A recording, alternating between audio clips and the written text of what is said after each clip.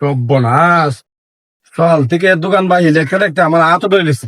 अच्छा 6 লাখ টাকা সিকিউরিটি দিচ্ছি দোকানটার মধ্যে, ठीक है 5 লাখ টাকা মাল তুলছি। अच्छा তখন মনে হয় 1.5 লাখ টাকা মালও নাই। এই বাহিনী নিয়ে নিয়ে মাইসে যে কিতা করে আর আয় না দোকানটার মধ্যে। আজকে থেকে নতুন নিয়ম করুম, যে দোকান বাহিনী নিব স্থাম দিব, আচ্ছা। বাড়ি ঘরে কাগজ দিব, আনালে যে কোনো স্থাম দিয়ে সেটা আমার থেকে দোকান বাহিনী দিব, তাহলে আজকের থেকে আর একটিও পাইতাম না। ठीक है ভাই আমার কিছু মাল দিনছেন, একটা ব্রাশ আর একটা টুথপেস্ট দেও, আর কিছু মশলা দেও। মাল যে নিবেন বাহি না নগদ?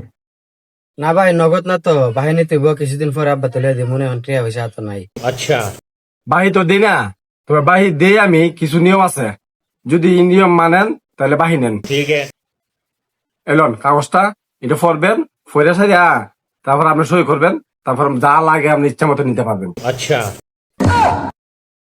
দেখলে কিতা আছে ফইরা আগে বুঝাল ওই তারপরে মালটা নেই।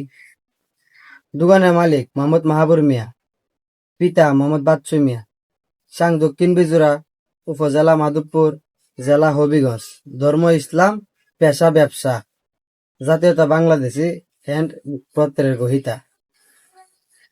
দোকানে মাল নেওয়াকারী নাম মোহাম্মদ মানিক মিয়া, পিতা মোহাম্মদ গেদু মিয়া, সাং দক্ষিণ বিজুরা, জেলা হবিগঞ্জ, থানা মাধবপুর, ধর্ম ইসলাম, পেশা বেকার,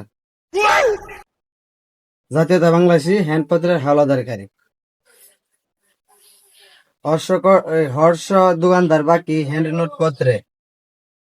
যদি আপনি মাল নেন, মাল যদি না দিতে পারেন তাহলে আপনার বাবার অর্ধেক সম্পত্তি দোকানদারকারী মোহাম্মদ মাহবুব মিয়াকে দিতে হবে।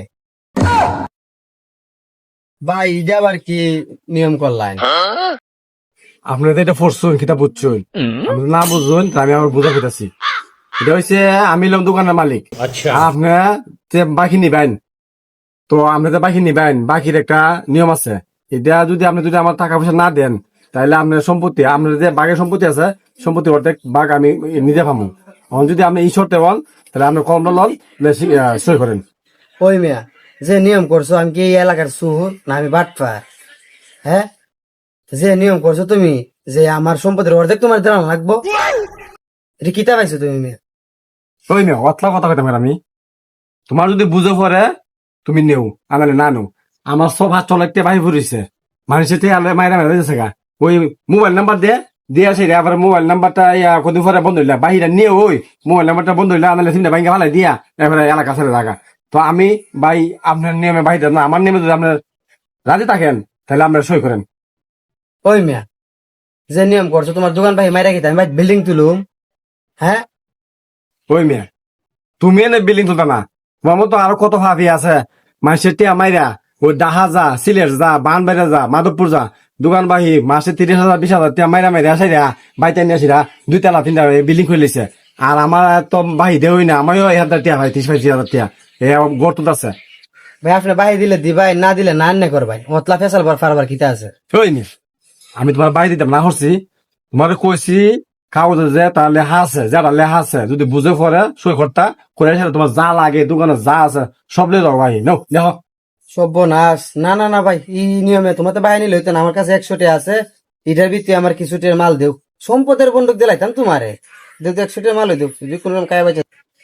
এই তো লাইন আইছেন, টেহা তৈয়া টেহা কোমরের মধ্যে তুই আসি রে, আয়ো আমার তো বাহিনীতে আর চলবে না। এখন থেকে যদি বাহিনীতে হয় তাহলে স্টামের মধ্যে সই কইরা তারপর বাহিনীতে কয়, এর আগে কোনো কথা নাই। ঠিক আছে 100 টাকা ভালো দিচ্ছি, আমরা খাবো বাইদিন। বাপরে, দিছো মালটা, বহুত দোকানদার দেখছি, তোমার মতো 5টা দোকানদার দেখছি না, তুমি একটা দোকানদার, তুমি বিল্ডিং করতে পারবো ভবিষ্যৎ।